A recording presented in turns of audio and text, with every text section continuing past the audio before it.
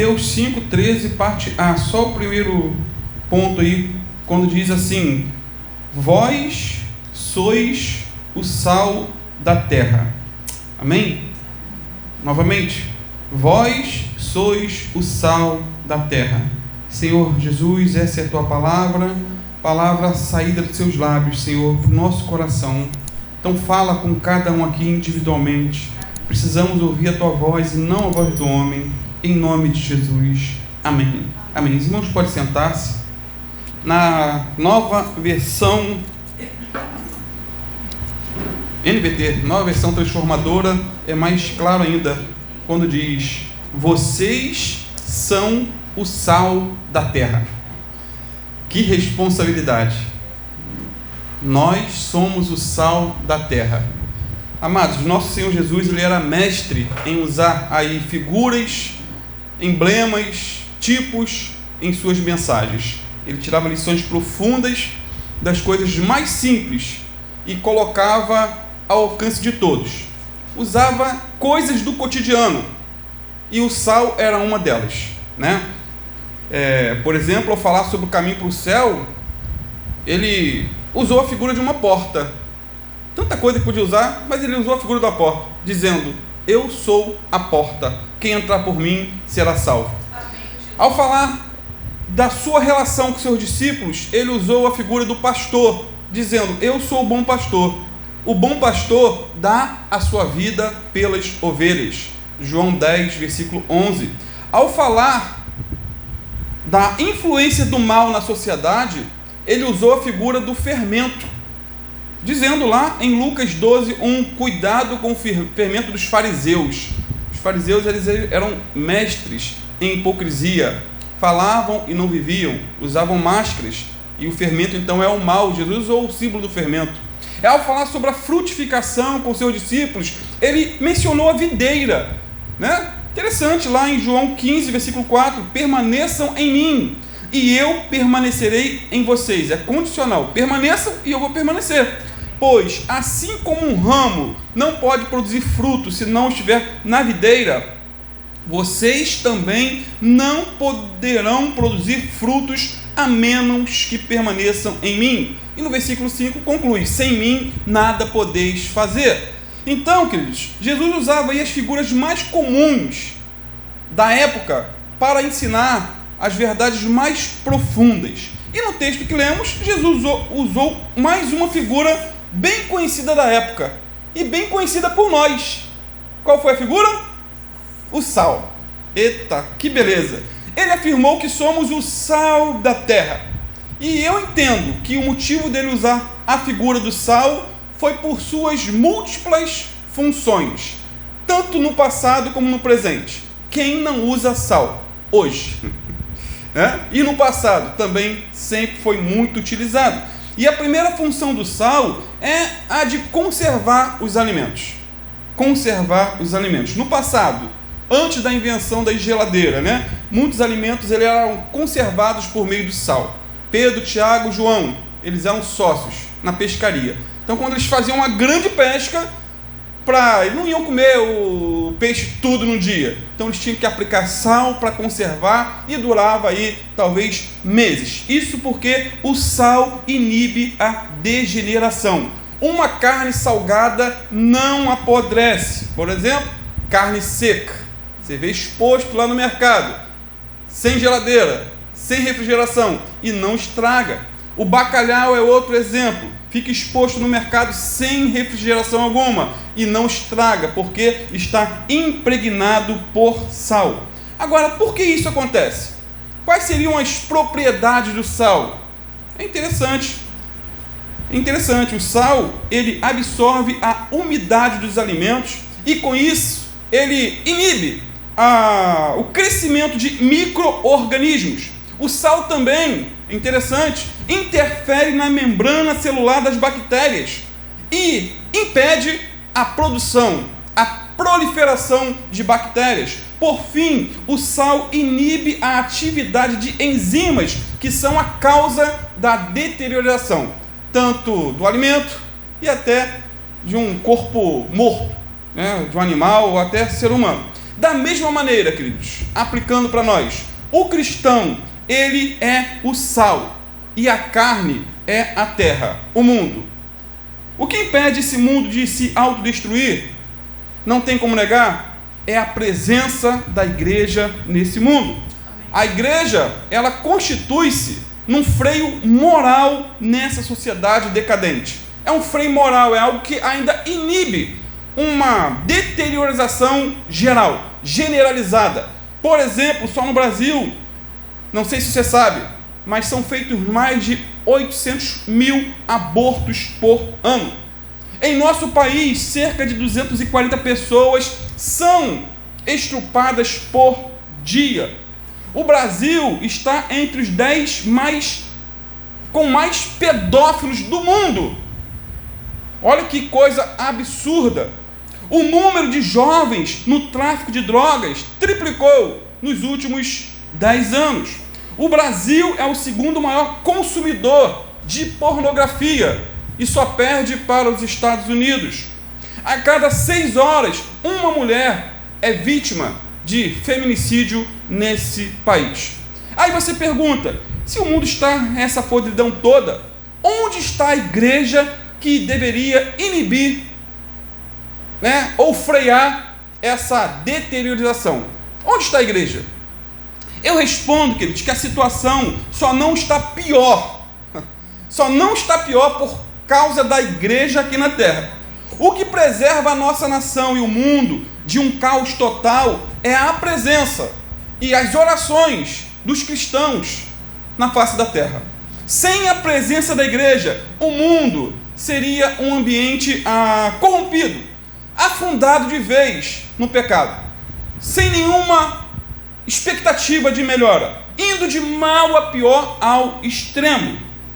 Sem a presença da igreja, o mundo seria um ambiente insuportável de viver. Nós temos visto notícias as mais alarmantes, mas ainda está dando para viver. Mas sem a igreja seria insuportável. Isso porque nesse planeta caótico ainda existe um povo que diz não ao aborto, um povo que diz não à depravação moral, ainda existe um povo que diz não ao adultério, ainda existe um povo que diz não ao roubo, não à pornografia, não à ideologia de gênero. Ainda existe um povo nessa terra que diz não ao estupro, à pedofilia, à embriaguez, aos jogos de azar que tem levado milhares de famílias à bancarrota financeira. Quanta gente afundada nisso tudo. Porém, quando a igreja for arrebatada, quando ela for tirada dessa terra, esse mundo se tornará um caos total, sem freios, sem limites para pecar. Aí sim, o sal foi tirado, a podridão vai prevalecer. Portanto, nosso papel aqui na terra é impedir com a nossa vida, com o nosso testemunho, o avanço da corrupção, da maldade, da imoralidade, do roubo, da mentira e de tudo aquilo que tem apodrecido a nossa sociedade. Essa é a minha missão, a tua missão. Amém. Jesus disse, vocês devem ser. Não, ele não disse isso, ele disse, vocês são o sal da terra. E se ele perdeu o sabor, para nada mais presta. Pois a conduta correta de milhares de cristãos que impede a nossa sociedade de ficar rançosa e podre completamente. É a atitude, é o crente, é a diferença. É o crente fora do saleiro. Pois uma das tarefas da igreja é impedir que esse mundo se autodestrua, porque está a caminho da autodestruição. Amados, não dá para imaginar o que aconteceria com esse mundo se não fosse a presença da igreja cristã, pois é ela que impede a proliferação geral da iniquidade. É ela, ou deveria impedir. Por exemplo, certa feita, um irmão em Cristo escolhido por um governador de São Paulo, ele foi escolhido para cuidar de uma das empresas daquele governo, daquele estado. A empresa prestava um serviço muito importante na área da construção civil. Gerava muito dinheiro, muito dinheiro. E no dia que esse irmão foi empossado, um grupo de empreiteiros veio dar as boas novas e parabenizá-lo pela grande conquista.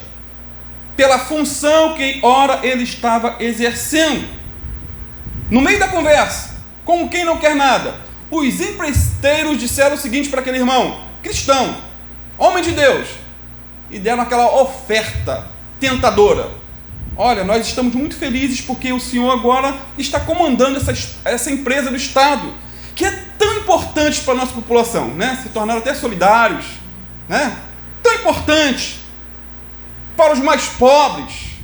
Nós, em comum acordo, muitos empreiteiros, separamos inclusive um presente para o Senhor.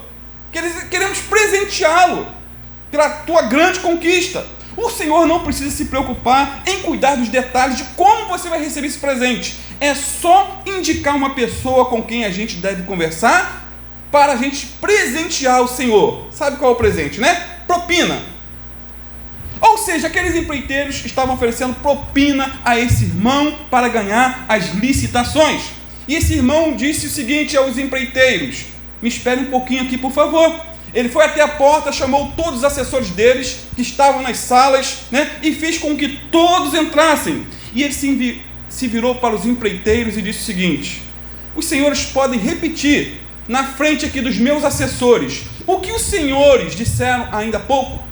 Repita para eles, faça a oferta para eles, eles estão comigo, eles querem ouvir também a proposta.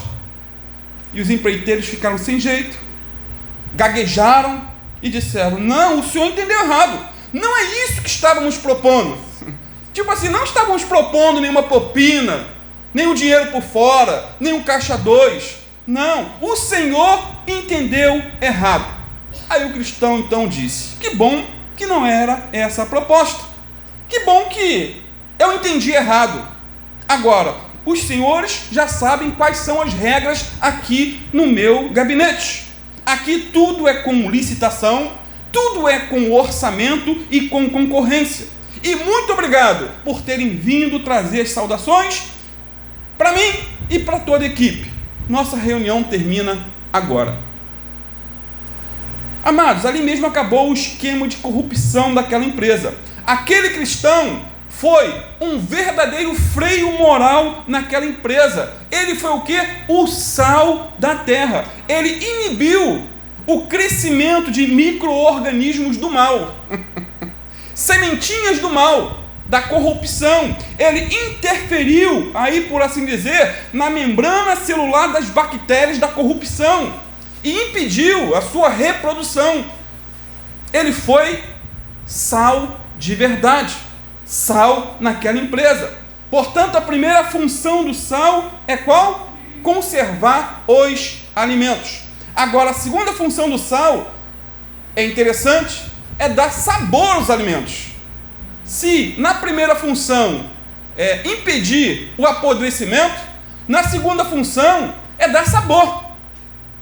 É ou não é? Que maravilha! Vou repetir a célebre frase de Jesus em Mateus 5,13, para decorar. Mateus 5,13, parte A. Vocês têm que decorar esse versículo, pelo menos a parte A. O que diz? Vocês são o sal da terra. Vós sois o sal da terra. Amados, além de conservar, o sal deve também ter a função de temperar. Deve não, tem a função de temperar. Tem a função de dar sabor. Torna o alimento apetitoso e agradável ao paladar. Por exemplo, imaginem aquela salada de alface, pepino ou de legumes sem sal. Muito ruim, né? Coisa horrível. Imagine aquele ovo cozido sem sal. 3, 4, 5 ovos, mas sem sal. Se for só a clara, piorou. Imagine você aqui na igreja, e vamos já estar programando aí, de repente até esse mês ainda, Nutella crente. Sempre vemos vídeos juntos, filmes. Tela crente, com aquela pipoca torradinha, mas sem sal. Olha que coisa horrível. Imagine aquele arroz ou aquele feijão delicioso, com calabresa, deu até fome, né? Carne seca, sem sal. Vamos lá, vamos além. Imagine aquele churrasco de picanha, Tá difícil comer picanha, né, irmãos? Tá difícil. Vamos botar aí, de par, de A100. Bota maciante. Contra filé também tá difícil de comer, gente. Imaginem. Uma picanha, vamos pra picanha, sonha alto.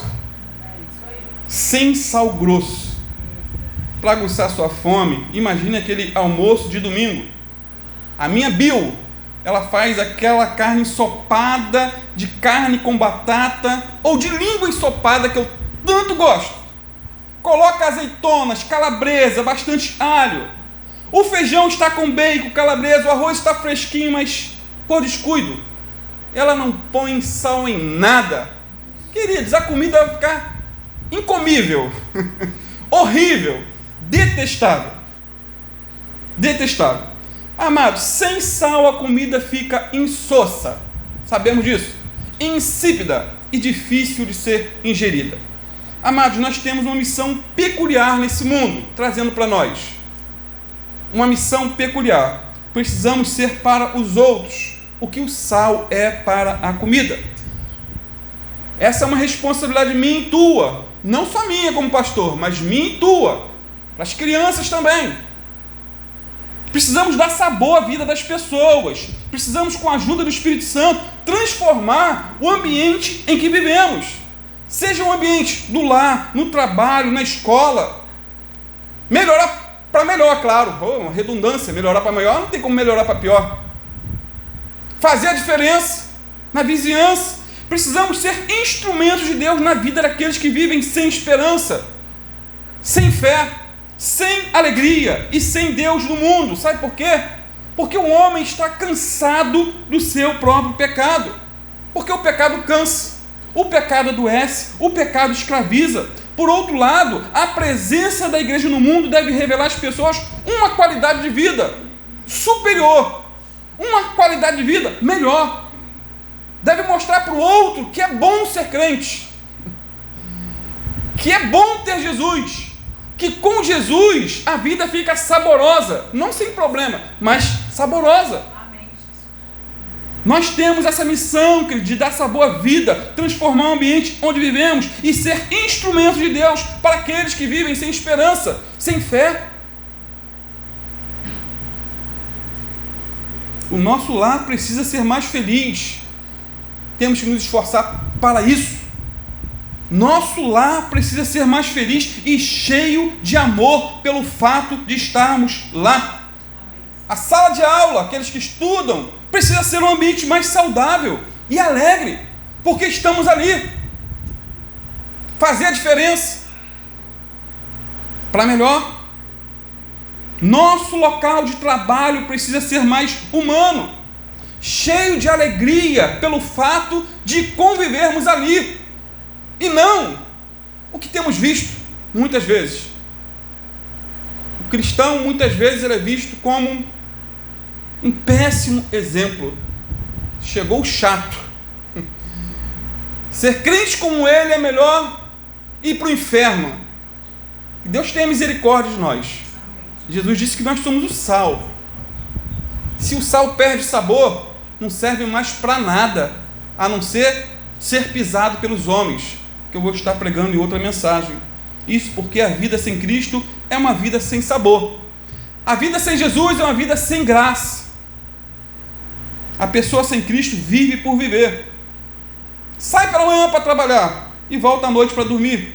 Vai para um bar para encontrar alegria, só encontra o quê? Frustração e vazio. Busca prazer sexual fora do casamento, ou na pornografia, mas só encontra o quê? O vazio. Só encontra a frustração. A pessoa se envolve com jogos de azar, com um sonho mirabolante de pagar as dívidas ou ficar rico, e só encontra vazio e frustração. A pessoa se envolve com tanta coisa errada, está sempre quebrando a cara. Portanto, se nós, como sal da terra, não fizermos a diferença, não mostrarmos um estilo de vida mais nobre, mais puro e mais elevado, perderemos o nosso sentido de viver. Isso porque é possível perder o sabor. É possível, queridos. É possível sermos mais do mesmo. É possível sermos insípidos, sem gosto, sem sabor, sem graça, sem vida. Sem vida. Frequentador de igreja. Tem um nome no hall de membros. Participa da ceia. Mas a vida não difere em nada do ímpio. Repito então o que Jesus disse em Mateus 5,13. Vocês são o sal da terra. Detalhe ainda, como sal precisamos ter palavras temperadas com sal. Isso é interessante. Palavras temperadas com sal. Palavras que transmitam vida, cura, encorajamento, fé na vida das pessoas. Palavras de vida e não de morte. De gratidão e não de murmuração. Palavras de louvor, adoração e não de reclamação e lamentação. Colossenses 4,6 diz assim: o seu falar, o meu falar, o nosso falar, seja sempre agradável e temperado com sal, para que saibam como responder a cada um. Que versículo confrontador. Palavras temperadas com sal, na pitada certa, porque muito sal também. Tem crente que fala demais, aí já é muito sal. Portanto, a palavra do cristão precisa ser sempre verdadeira, sempre oportuna, sempre edificante e agradável. O seu sim deve ser sim, e o seu não deve ser não. Deve estar sempre pronto para ouvir, tardio para falar, pois até um tolo, quando se cala, diz Provérbios, se passa como uma pessoa sábia. O tolo, idiota, está lá no cantinho dele, quietinho, não fala nada, mas é tolo. Mas por estar quieto, todo mundo acha que ele é sábio, né? Pessoa inteligente, mas é tolo. Então, nossas palavras precisam ser temperadas com sal, ou seja, nem insípida e nem muito salgada. Um detalhe ainda: o sal só dá sabor quando está em contato com o alimento. Só quando está em contato com o alimento. Imagine por um momento o saleiro que você tem em casa, por exemplo. Alguns ainda usam saleiro, né? Você está na sala vendo uma pregação ou um filme bom, com um saco de pipocas na mão. Será possível temperar a pipoca com sal dentro do saleiro? É óbvio que não. Então, temos que ser sal fora do saleiro. Desenhando, ser sal fora da igreja. Ser sal fora das quatro paredes. Temos que ser sal lá fora onde estamos. Seja no trabalho, seja na escola, no ônibus, no banco. Até porque ser sal dentro da igreja é muito fácil, não é? Simples. Aliás, na igreja todo mundo é crente. Na igreja todo mundo é santo, todo mundo é sal, todo mundo é 10. Na igreja é fácil ser sal. Temos que ser sal lá fora, onde os pecadores estão. Portanto, já vimos que o sal tem essa função de conservar. Tem a função também de dar sabor. Agora, a terceira função do sal é interessante. É medicinal. Mais uma vez, eu vou ler o que Jesus disse, para ficar bem gravado. Já fiz uma dormir ali. Vocês são o sal da terra. Irmãos, o sal tem propriedades curativas incríveis. Incríveis. E é utilizado em várias aplicações médicas. Por exemplo, ele é um excelente antisséptico, ajudando aí a prevenir infecções e reduzir inflamações. O sal é um ótimo anti-inflamatório, reduzindo aí o inchaço, a dor. Não sei se você sabia disso. Eu também não sabia. O sal é um maravilhoso antimicrobiano, pois combate bactérias, vírus e fungos. Por fim, o sal é um excelente remédio para aftas. Não sei se você tem, eu tenho constantemente aftas. 20% da população sofre por causa delas. É horrível. É horrível. Surgem na boca do nada. Às vezes são pequenas, mas irritam. E muito. Mas o sal é o remédio mais barato que existe. Só misturar uma colher de sal com um copo de água, enxaguar a boca 3 vezes por dia e dizem os médicos que foi-se. Mas se persistirem sintomas, busque a medicina, né? Às vezes Então acabou o problema. Não, se persistirem, porque muitos problemas sérios começam com uma pequena afta, né? Sabemos bem disso. E já que somos sal da terra, o Senhor quer nos usar também para curar as pessoas. Assim como o sal é um elemento de cura, o Senhor quer nos usar também para curar as pessoas para a glória de Deus. Por exemplo, Pedro foi um instrumento de cura na vida de outras pessoas. Como sal da terra, ele pregou a palavra de Deus em Atos 2 e cerca de 3.000 pessoas se converteram a Cristo. Sal. Em Atos 3, ele como sal da terra, ele disse o seguinte para um paralítico: não tenho prata, não tenho ouro, mas o que tenho, isso lhe dou. Levanta e anda em nome de Jesus. E aquele paralítico, diz a Bíblia, levantou-se e andou, porque Pedro era o quê? O sal da terra. Ele era o quê? Instrumento de cura para a vida de outras pessoas. Quando Pedro chegou na cidade de Lida, encontrou um homem chamado Enéas. Quem lembra de Enéas? Meu nome é Enéas, só os mais antigos, né? Daqui era o nome bíblico, não sei se ele era cristão, ele cria em Deus, mas não sei se ele era crente mesmo. E Pedro encontrou um homem chamado Enéas, que estava de cama, paralítico, há 8 anos. Pedro, o sal da terra, disse então ao paralítico: Enéas, Jesus Cristo te dá saúde, levanta e arruma o teu leito. E a Bíblia diz lá em Atos 9:34 que Enéas imediatamente se levantou curado. Amados, Pedro não foi usado por Deus só pelo fato de ser apóstolo, não, mas por ser sal da terra. Você não precisa de títulos para ser usado por Deus. O que você precisa ser é realmente sal da terra, um canal de Deus para levar a cura onde existe doença, a paz onde reina a discórdia, o amor onde prevalece o ódio. É predisposição. Senhor, faz de mim sal, em todos os sentidos. Sal para conservar, sal para dar sabor e sal para curar. Será que somos ou não instrumentos de cura? Podemos até não termos o dom de curar, queridos, as doenças físicas, mas de uma forma ou de outra, podemos ser instrumento na vida das pessoas com uma palavra, com um gesto, com um ombro amigo.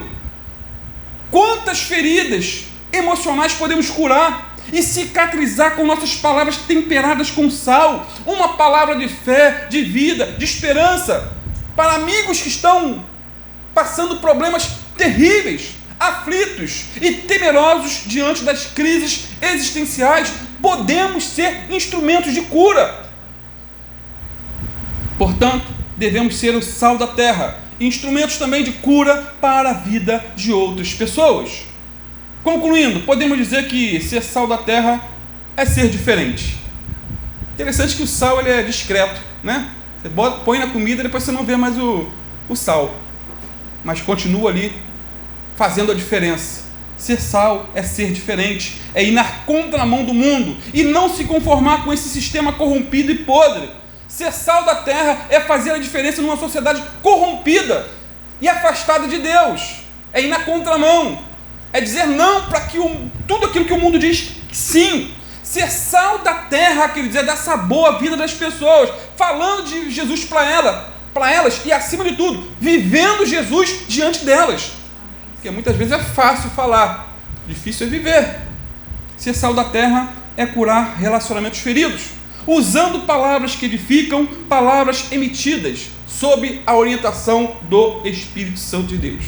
Que o Senhor nos use para curar relacionamentos, que Ele nos use para curar as pessoas que estão feridas nos vícios, nas mágoas, nos ressentimentos. Que o Senhor venha nos usar para curar casamentos que estão destruídos, vidas que estão arruinadas, e que tudo isso seja para a glória e honra do nome do nosso Senhor e Salvador Jesus Cristo. Amém?